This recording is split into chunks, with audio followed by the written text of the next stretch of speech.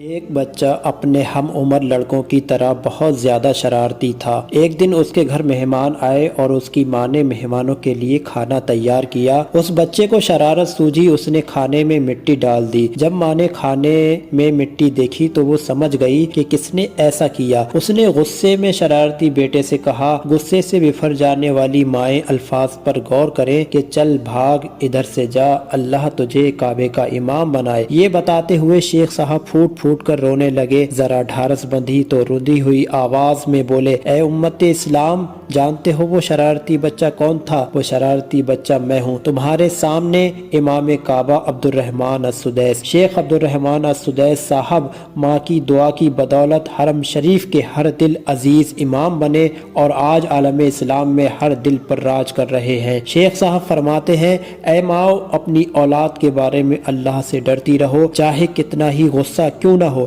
بچوں کے لیے منہ سے خیر کے کلمے ہی نکالا کرو۔